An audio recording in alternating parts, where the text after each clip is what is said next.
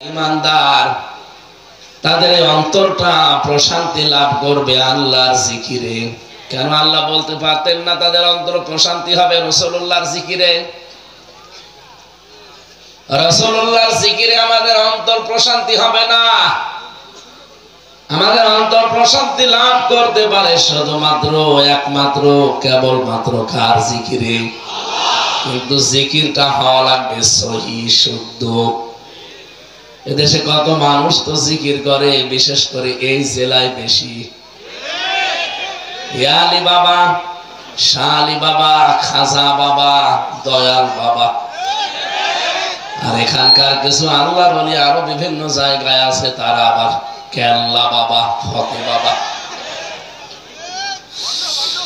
আমি যেগুলো বলছি প্রতিটি কথার পেছনে আমি দলিল বলছি, আপনি দরকার হয় রেকর্ডটা পরে শুনবেন।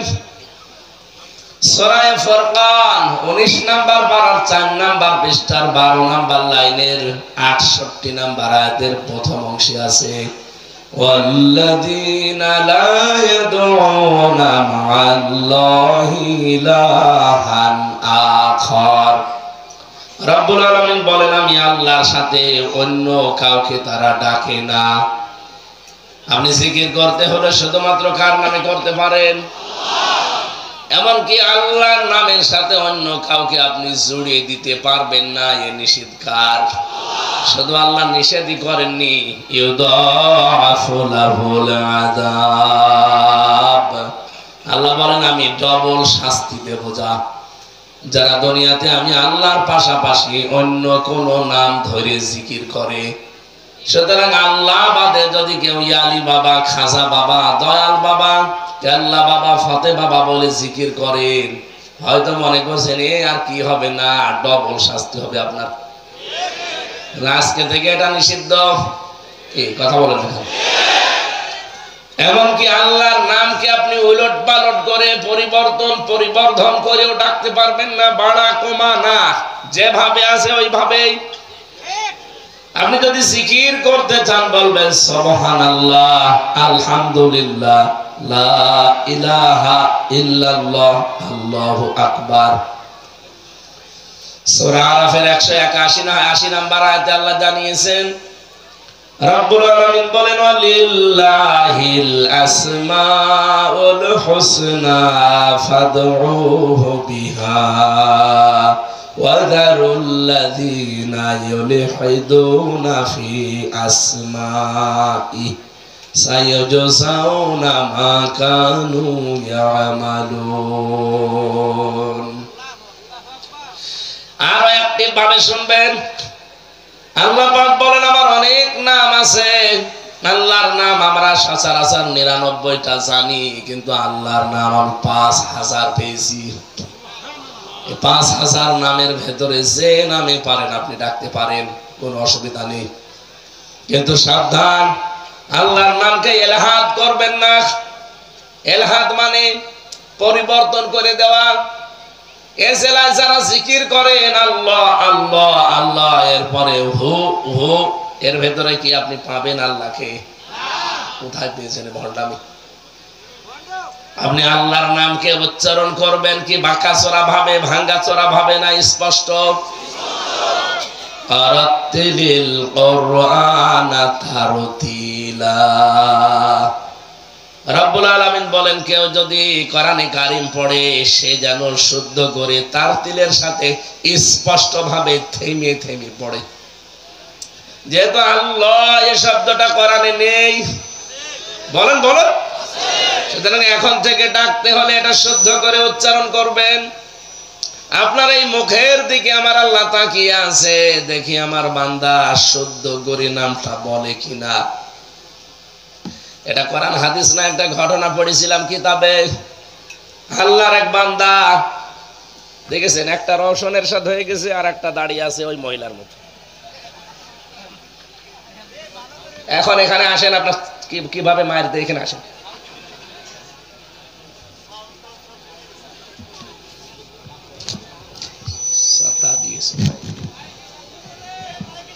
এখান থেকে যান, রাত বাজে এখন 9:30, এখন ভণ্ডামি করতে আসছে।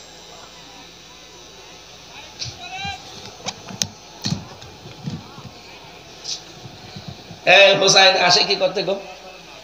হ্যাঁ,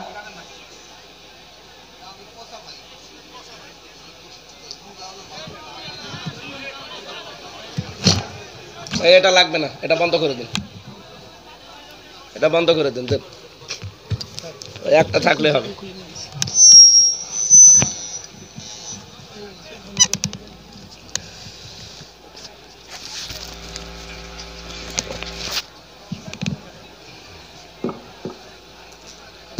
আওয়াজ বাড়িয়ে দিন। আর জীবনে যেন আমার কোনো মাহফিলে মাইক নেবেন না। আমি যদি শুনি যে এরকম কোনো মাইক নিয়েছেন, আমি কিন্তু পথ থেকে বাড়ি চলে যাব।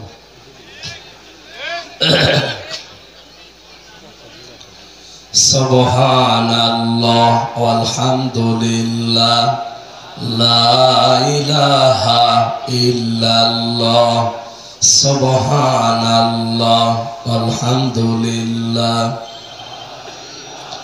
জবান খুলে পড়েন সুবহানাল্লাহ আলহামদুলিল্লাহ লা ইলাহা ইল্লাল্লাহ লা ইলাহা ইল্লাল্লাহ মুহাম্মাদুর রাসূলুল্লাহ। ফরিদপুর বার্ষিক ক্লাস চলছে, ক্লাসের মতো করে কথাগুলো আপনি আয়ত্ত করে নেবেন। আমি যে কথা তুলেছিলাম, আল্লাহর নামকে আপনি এলাহাদও করতে পারবেন না। আমি যা বলছি এগুলো এমনি এমনি বলা দরকার বলি, আপনি শোনা দরকার শোনেন, বিষয়টা এমন না।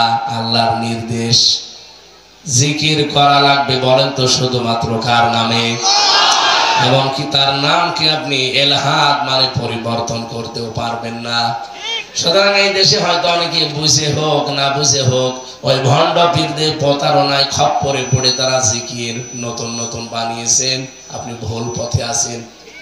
ওদেরকে যদি আপনি জিজ্ঞাসা করেন যে দলিল বলেন, ওদের দরবার নষ্ট হয়ে যাবে, দলিল পাবে না।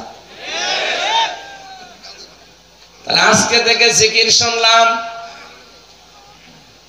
اذكر ربك في نفسك تضرعا وخيفة ودون الجهر من القول بالغدو والآصال ولا تكن من الغافلين। সূরা আরাফের 204 নাম্বার 5 নাম্বার আয়াতে আছে, রব্বুল আলামিন বলেন, হে নবী আমাকে স্মরণ করবেন মনে মনে। এদিকে তাকান, মনে মনে স্মরণ করবেন। 2 নম্বরে ভীত সন্তুষ্ট হয়ে, 3 নম্বরে কান্না জড়িত কণ্ঠে, 4 নম্বরে উচ্চ আওয়াজ বাদ দিয়ে। যেহেতু এই শব্দটা নিয়ে সারা বাংলাদেশ সহ ভারতের অনেক প্রদেশে মানুষ অনেকেই বুঝে হোক না বুঝে ব্যবসা করে খাচ্ছে, এই জন্য দলিলটা বললাম। আমার উপরে রাগ না করে এই 4টা নিয়ম দিয়ে আপনি জিকির করবেন। 1 নাম্বার মনে মনে, 2 নাম্বার ভীত সন্তুষ্ট হয়ে, 3 নম্বরে কান্না জড়িত কণ্ঠে, 4 নম্বরে উচ্চ আওয়াজ বাদ দিয়ে। যারা জিকিরকে ইবাদত মনে করে করেন, এর বাইরে আপনি যেতে পারবেন? আরো জোরে বলেন। এর বাইরে যারা আছেন তারা ভুল পথে আছেন, আপনার কোনো দলিল নেই। তাহলে রাসূলের উপরও কোনো দরুদ বলছেন নেই, রাসূলের উপরে কোনো জিকির, জিকির শুধুমাত্র বলেন তো কার নামে? এটা মাঝে মাঝে শুধু বাবার নামে জিকির করা হালকা জায়েজ আছে। আমাদের দেশটাতে তো চালু করে দিয়েছিল, সব জায়গায় জিকির হবে খালি বাবার। টয়লেটের উপরে আমি নিজে লেখা দেখেছি বঙ্গবন্ধু টয়লেট। হ্যাঁ, ওখানে বসে বসে জিকির করবে যে বঙ্গবন্ধু বঙ্গবন্ধু। কত নিচে নামিয়েছিলেন আপনি টের পাচ্ছেন? হয়তো উপরে তুলতে গেছেন, গেছে নিচে নেমে। আমি জেলখানায় থাকাকালীন একজন ফাঁসির আসামি পেয়েছিলাম, ওই যে মামুন সোহেল চৌধুরী নায়ক বলে একজন ছিল না, তাকে হত্যা করেছিল এই লোকটা। 25টা বছর জেলে ছিল।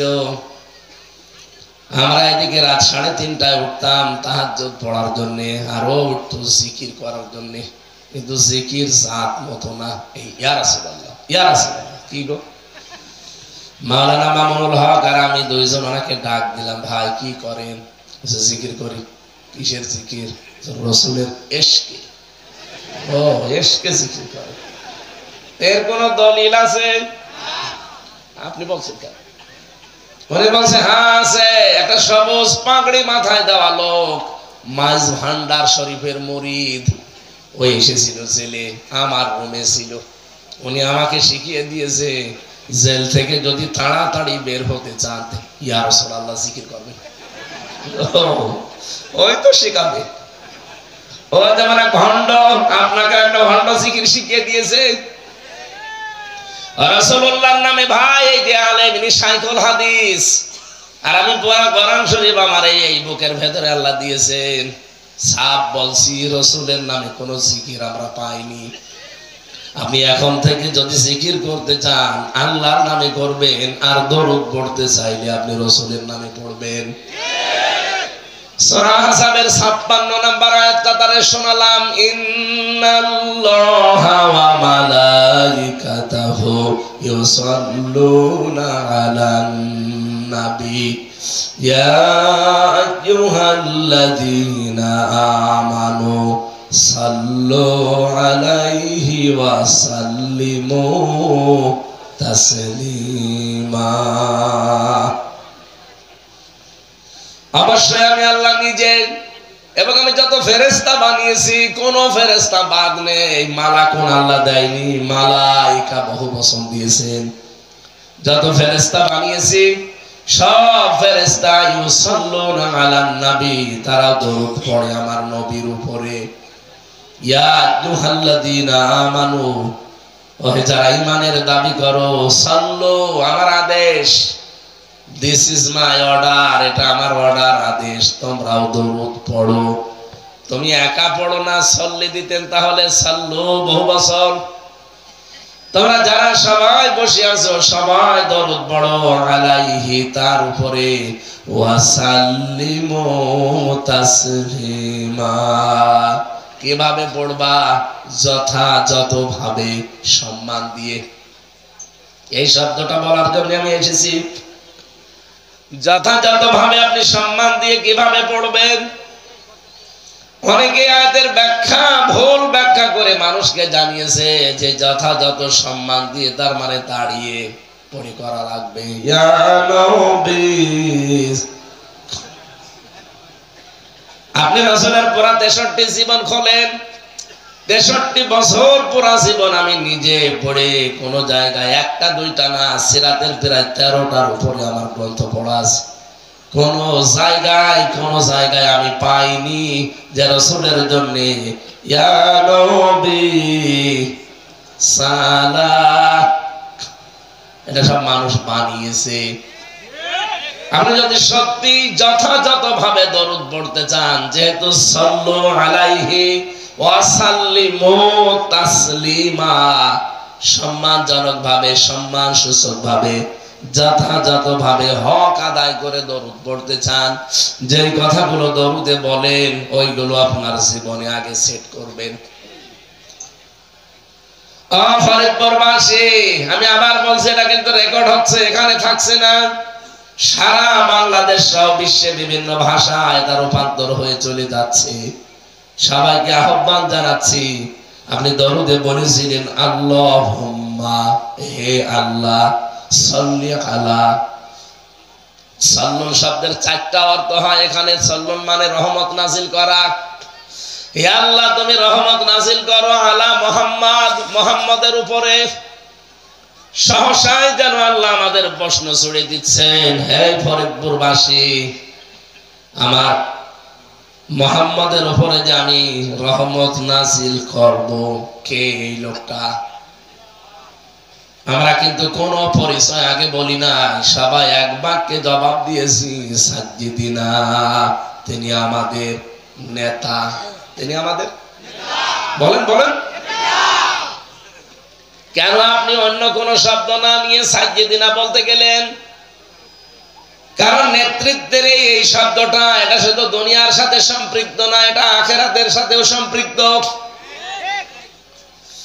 নেতা হতে হলে নবীজির 5টা গুণ আমার আল্লাহ তাকে দিয়েছিলেন, যে নেতা আসারে তার নেতা মানা যাবে না।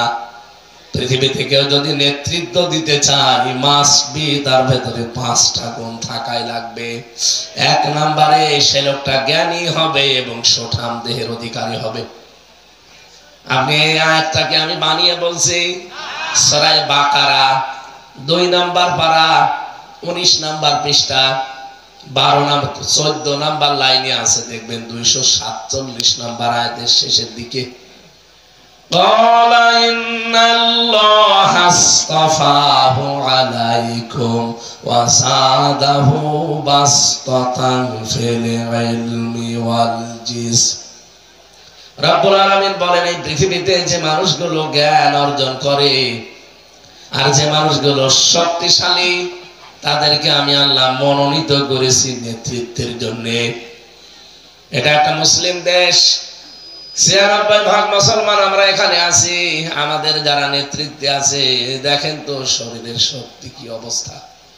আপনি রওশনের সাথে কথায় ধরেন, কথা বলছেন না, ওরা আমার মনে হয় ঠেলা মারাও লাগবে না, এমনি পুড়ে যাবে।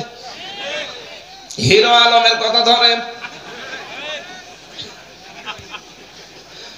আর জ্ঞানের যে বহর, এমন এমন নেতা জাতীয় নেতার উপাধি পেয়ে গেছে, ওর যদি পেটে বম মারেন কোরআন শব্দের অর্থ কি বলতে পারবে না।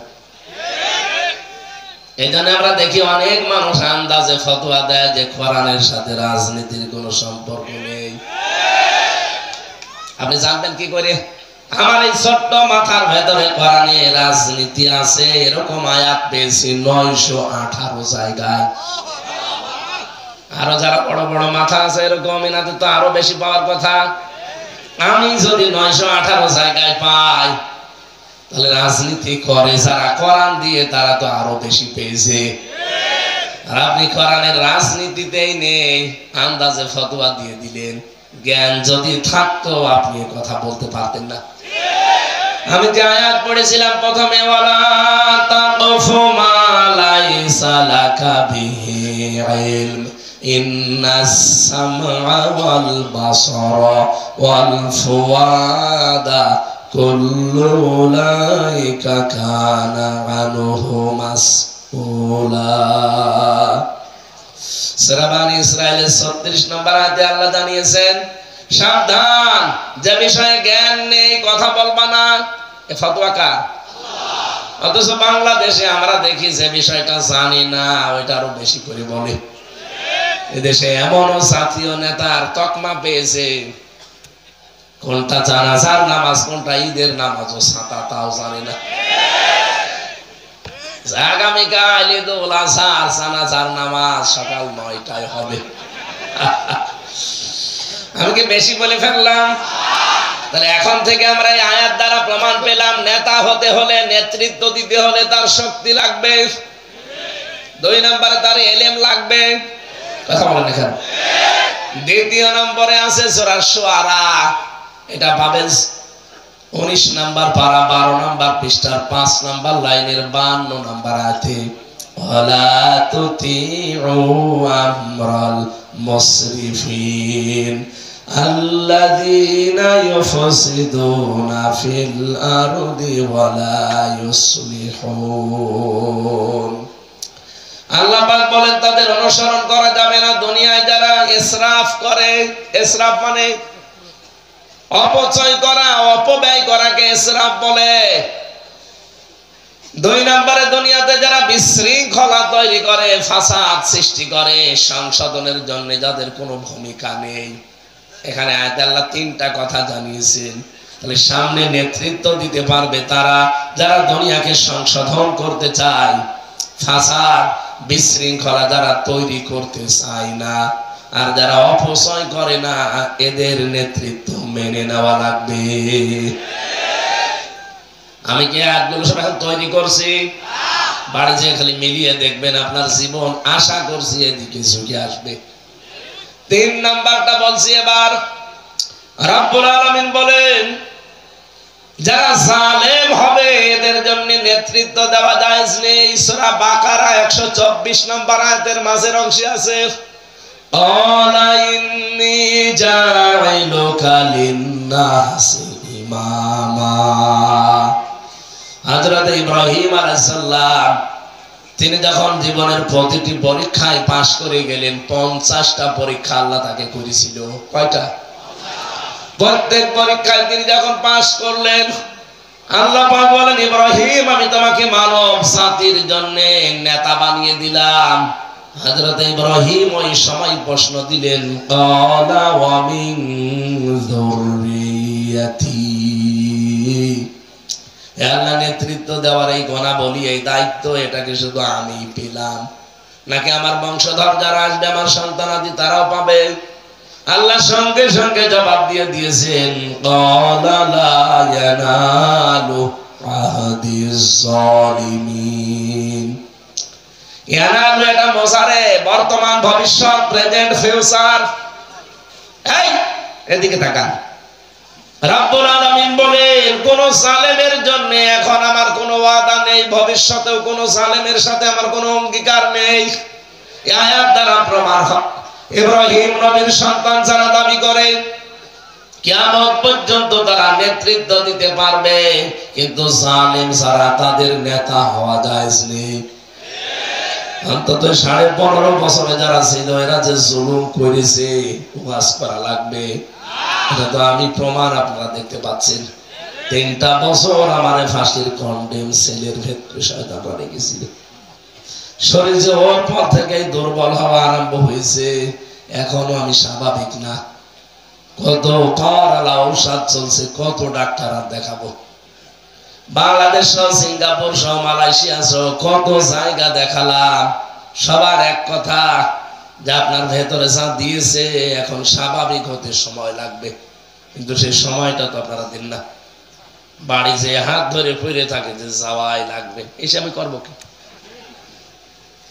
এই জন্যই তো মন মতো কথা বলতে পারছি না। আমার ভাইরা, তাহলে আয়াত থেকে যেটা প্রমাণ পেয়েছি, সামনে যেন কাজে লাগাতে পারি, কোন জালেম নেতা হতে পারবে। আমরা কিন্তু অনেকেই 5 তারিখের পর থেকে অনেক নতুন জালেম দেখতে পাচ্ছি। সাদাবাজি করা এটা জুলুম না? কথা বলেন না কেন? চিন্তাই করা এটা জুলুম না? ডাকাতি করা এটা জুলুম না? কালকে আমি নাটোর থেকে পাবনার এই রাস্তায় ডাকাতের কবলে পড়েছিলাম, কিন্তু আমার মনে হয় 8-10 মিনিটের কারণে আল্লাহ আমারে বাঁচিয়ে দিয়েছে। আমরা এসেই দেখি গাড়ি ব্রেক করা, গাছ ফেলা। ওরা কাজ মাস করে মনে হয় চলে গেছে, তারপরে আমরা ঢুকেছি। আর একটু আগে আসলে আমারও খবর ছিল। কিছু না কিছু হলে অন্তত মোবাইল গুলো তো নিয়ে নিত, বলতো হুজুর দোয়া করেন। আমি একবার গেছিলাম ওই জেলে যাওয়ার আগে 19 সালে, সেদিন পাবনা থেকে লালন ব্রিজ পার হয়েই কেবল মাঠের ভেতরে, আর দেখি গাছ ফেলে রেখেছে। গাড়ি থেমে গেল। ড্রাইভার আমারে বলছে, হুজুর মুখ বের করেন, আপনাকে দেখলে হয়তো ওদের দয়া হতে পারে। ও আল্লাহ, মুখ বের করে দেখছি, বলছে যা আছে দিন। আগে তো ভালো ছিলাম, সবগুলো নিয়ে নেওয়ার পরে বলছে, হুজুর চলে যাচ্ছেন, ভাড়া মাড়া কিছু আছে? কুষ্টিয়া যেতে তো তেল মেল লাগবে, কিছু নেবেন না? তেলও তো নেওয়া লাগবে। শেষে 500 টাকা বের করে বলছে যে তেল কিনে চলে যান, বেশি দূর নেই। ড্রাইভার আমারে বলছে, হুজুর ডাকাত হলো, ইমানদার ডাকাত। ইমানদার ডাকাত।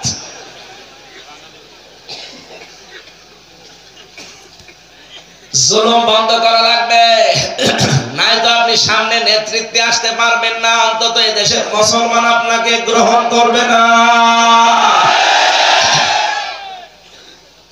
যদি কথা বুঝে হ্যাঁ বা না বলেন আলহামদুলিল্লাহ, আর না বুঝে আন্দাজে যদি ছাগলের 3 নাম্বার বাচ্চার মতো হা বলেছিলাম, ওই 2টা তো দুধ খেয়ে লাফাচ্ছে, আর একটা আন্দাজে লাফায়।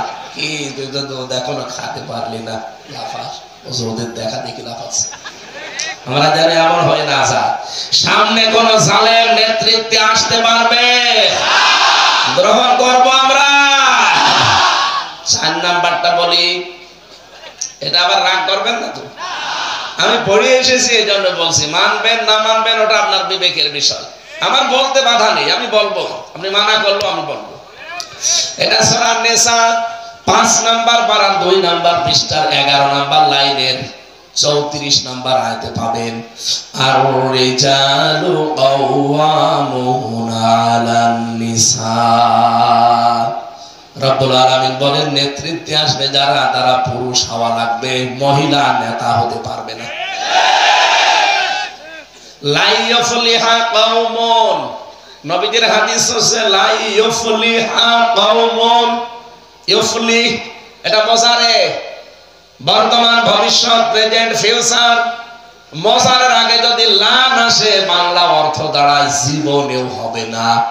গ্যারান্টি কিন্তু হামজা দেয়নি, দিয়েছে রাসূলুল্লাহ। তার জীবনে কোনোদিন মিথ্যা পাওয়া গেছে? সেই রাসূলুল্লাহ বলেন লা ইউফলিহা কওমুন, ওই জাতি কখনোই সফল হতে পারে না যে জাতির দায়িত্বে আছে কোন মহিলা। আমার মনে হয় 54 বছর আমরা সফল হতে না পারার পেছনে এইটার একটা কারণ। আমেরিকাকে অনেকে আমরা চর্মচোখে সফল দেখি, ওরা সাথে মাতাল হলো তাহলে ঠিক আছে। ট্রাম্পের মতো একজনকে ওরা বানিয়েছে, কিন্তু কমলা হ্যারিসকে দায়িত্ব দেয়নি। আপনি ওদের কাছ থেকে সব নেন, ওদের পোশাক আশাক নিয়েছেন, ওদের চুলের কাটিং নিয়েছেন, এটা নিতে পারেন না। ওরা শত শত বছর আজ পর্যন্ত কোন মহিলাকে নেতা বানায়নি। আর আপনি ওখানে সব নেবেন, শুধু এইটা নেবেন না, এইটাও সামনে নেওয়া লাগবে। কোন মহিলা আমাদের নেতা হতে পারবে? আরো জোরে, যারা নেতা হবে তাদের পুরুষ হওয়া লাগবে। কারণ পুরুষ মানুষ রাতে দিনে যে কাজগুলো করতে পারে, একজন মহিলা রাতে দিনে ওই কাজ করা সম্ভব না। আমি এখন শুধু নাভি থেকে হাঁটু পর্যন্ত ঢেকে খালি গায়ে এখান থেকে ফরিদপুর পর্যন্ত হেঁটে যাব, সে ক্ষমতা আমার আছে। একজন যুবতী মেয়ে লোক 25 বছর বয়স নাভি থেকে হাঁটু পর্যন্ত ঢেকে আমার পেছনে যেতে পারবে? হাতে একটা কথা বললাম, এরকম বহু জায়গায় পারবে না। কারণ বাইরের কাজ সব আল্লাহ পুরুষের দায়িত্ব দিয়েছেন, আর ভেতরের কাজ সব আল্লাহ মেয়েদেরকে দিয়েছেন। মেয়েদের যে কাজ আছে, আপনি যদি শত চেষ্টা করেন জীবনও তাদের ওই কাজ করতে পারবেন না। করলে তার ভেতরে ভুল ত্রুটি হবে। মেয়েদেরকে কাজ দেয়নি আল্লাহ তাআলা, ওদেরও বহু কাজ আছে সংসারে, হয়তো আমরা টের পাই না। তাই মেয়েরা যে রান্না বান্না করে, আপনি একটু যেদিন বউ বাড়ি থাকেন একটু রান্না করে দেখেন তো, ছাতা কুকুরেও খাবে না। একটা লোক একদিন বউকে ধমকাচ্ছে যে কি কাজ করো তুমি, ছাতা বাড়িতে শুধু ঘুর ঘুর করো, শুধু ঠোকামুখি করো, কোনো কাজ নেই তোমার। মহিলা বলছে আমার কাজের কোনো গুরুত্ব নেই তোমার কাছে, আগামীকাল থেকে তোমার কাজ আমি করব, আমার কাজ তোমার করা লাগবে। বলছে একটা ব্যাপার হলো। সকালবেলা মহিলা গরু আর ছাগল গুলো নিয়ে গেছে খুলে মাঠে চড়াতে, রান্না করা লাগবে। চাউল কই, খোঁজ খবর নিয়ে দেখে চাউল আছে, কিন্তু এখনো ছাড়া হয়নি। এই চাউল তো রান্না করা যাবে না, ছাড়া লাগবে, এর ভেতরে তো তুষ আছে, খুদ আছে, কি করা যায়? কোলা নিয়ে এসেছে, কোলা নিয়ে এসে ছাড়বে চাউল, হাতের উপরে দিয়ে নিচে যে বাড়ি দেওয়া লাগে ও ছাতা তো জানে না, এমনি এরকম করে। সারাদিন কেটে যাচ্ছে, দুপুর বেলা একেবারে বউ এসে বলছে কই খাবার কই? বলছে তোমার মতো বজ্জাত মহিলার সাথে সংসার করা যায় কেন? চাল ছাড়তে গিয়ে কোলার নিচে যে টক টক করে আওয়াজ হয়, সে কাটি কই? তুমি কাটি খোঁজো। সম্মানিত মা বোনেরা, আপনাদের কাজের গুরুত্ব আছে। পুরুষেরা বাইরে জিহাদ করে যে সওয়াব পাবে, আপনি শুধু সন্তানটা পেটে নিয়ে সেই সওয়াব পাবেন। নবীজি বলেন একজন মহিলা যখন সন্তান পেটে নেয়, সন্তানের কারণে সে হয়তো রাতের বেলা ঘুমাতে পারে না, খাবার খেতে পারে না, রাতে তাহাজ্জুদ পড়লে যে সওয়াব হতো, দিনের বেলা রোজা রাখলে যে সওয়াব হতো, আল্লাহ ওই সওয়াব তার আমলনামায় লিখে দেয়। আমার বোঝানোর বিষয় ছিল সামনে কোন মহিলা আমাদের নেতৃত্বে আসতে পারবে, শুধু আজকে এখানেই না, সারা বাংলাদেশে এটা আমি ছড়াচ্ছি। নেতা হবে